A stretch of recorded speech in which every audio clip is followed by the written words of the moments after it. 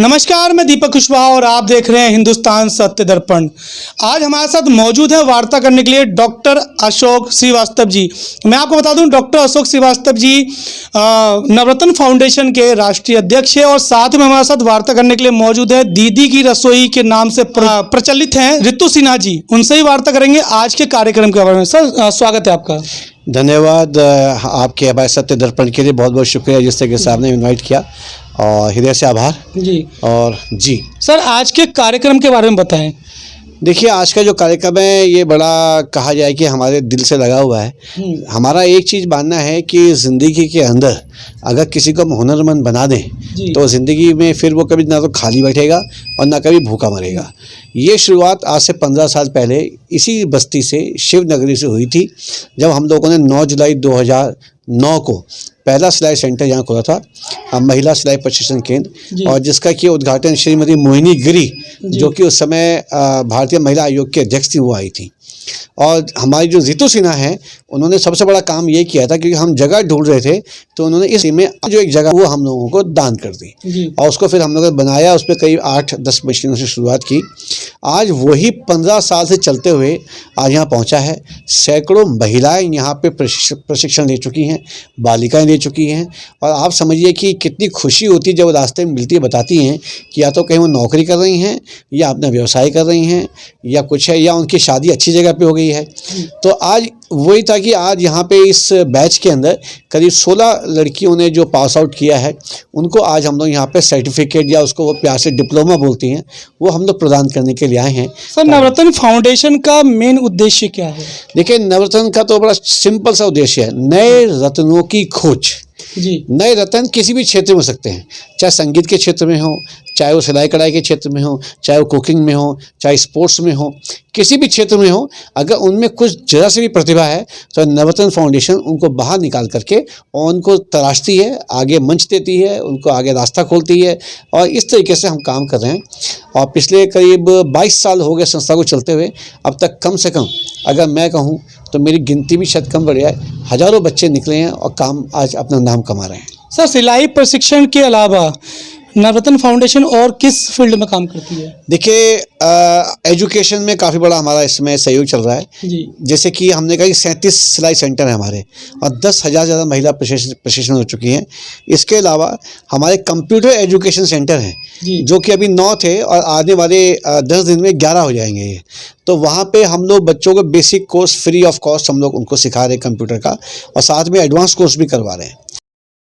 इसके अलावा हमारा एक स्कूल चलता है जिसका नाम है नवरत्न ज्ञानपीठ, जिसमें करीब इस समय वर्तमान 100 बच्चे पढ़ रहे हैं, और क्योंकि पहले 130 थे, अब कोविड में थोड़े बच्चे कम हो गए हैं।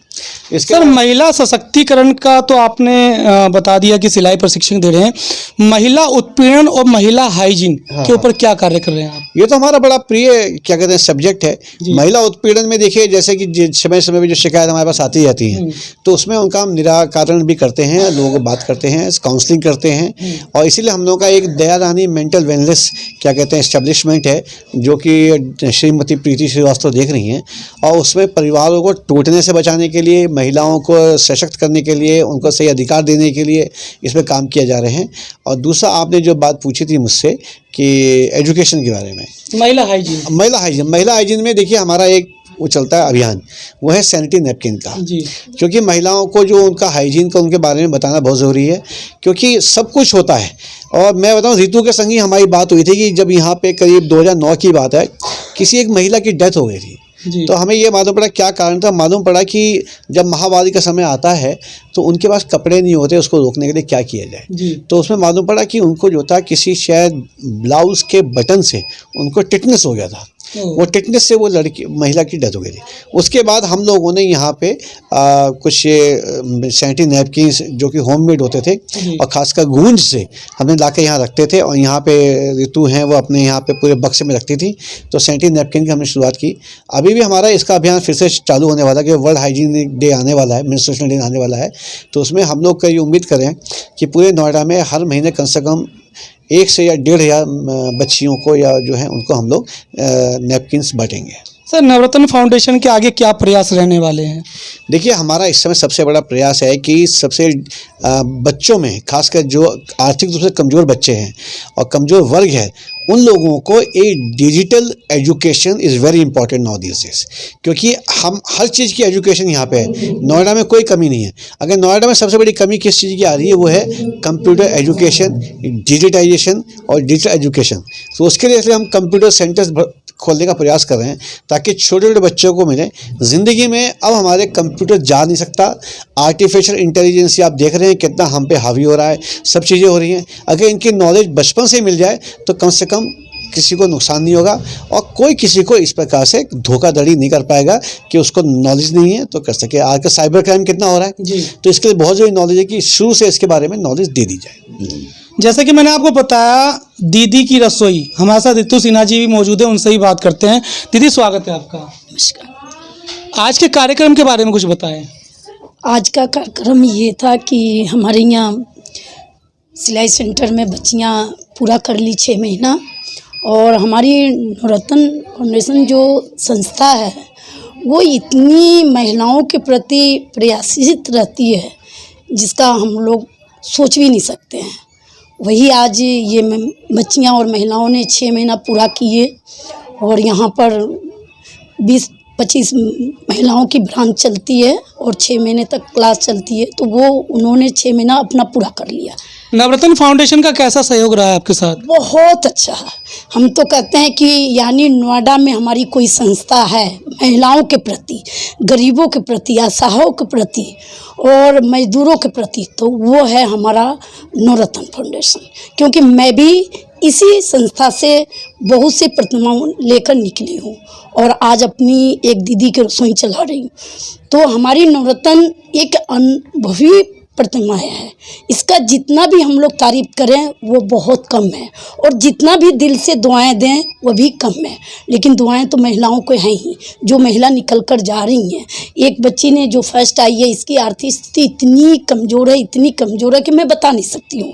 और मैं नवरत्न का ही सिलाई सेंटर में से ही मशीन मैंने दी, मैंने कोई अपने तरफ से नहीं दी।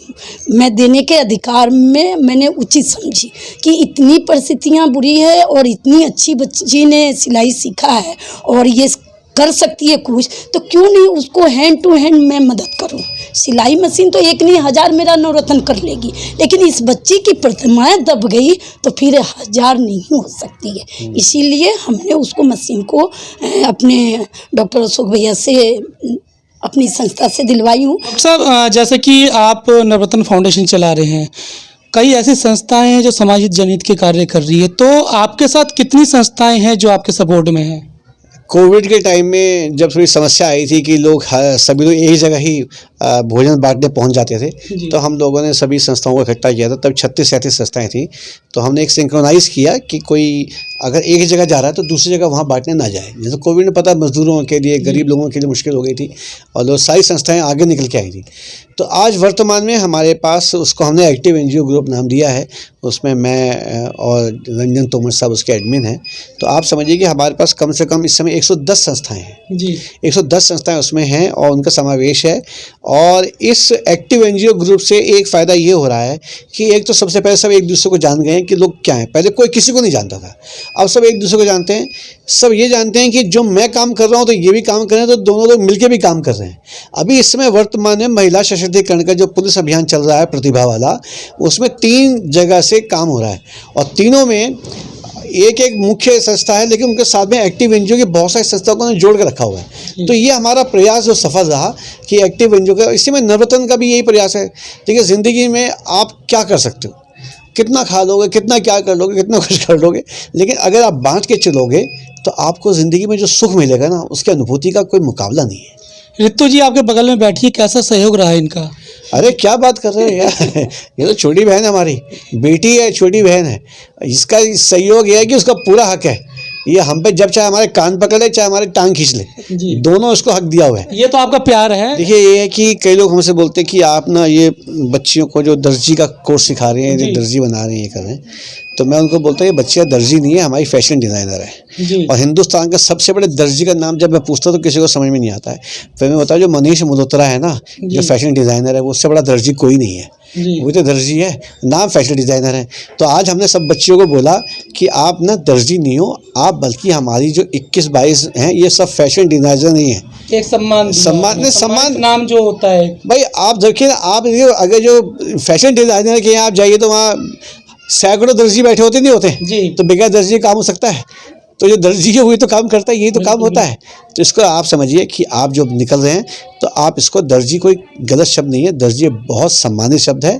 और उसी मुकाबले में चाहे तो आप जो का फैशन डिज़ाइनर बोलिए, एक ही है कि आज हम अगर महिलाओं के लिए सशक्तिकरण में काम कर रहे हैं और साथ में हम सिलाई सेंटर चला रहे हैं, एजुकेशन सेंटर चला रहे हैं महिलाओं के लिए, तो उसकी शुरुआत करने वाली, उसको आगे बढ़ाने वाले और उसको पूरा सहयोग करने में जीतू ही सबसे आगे है। ये जो कि फर्स्ट आई है, हम उससे ही बात करते हैं। बेटा कैसा लग रहा है आपको? बहुत अच्छा, कैसा सहयोग रहा इस संस्था का आपके साथ? बहुत अच्छा रहा सर, आप फर्स्ट आए हो, कैसा लग रहा है आपको? बहुत अच्छा। संस्था ने कितनी मदद की आपको? जैसे कि मुझे रितु जी ने बताया कि परिवार काफ़ी कमज़ोर है अगर फाइनेंशियली देखा जाए, तो कैसा सपोर्ट रहा है आपके साथ? इनका सपोर्ट बहुत अच्छा रहा।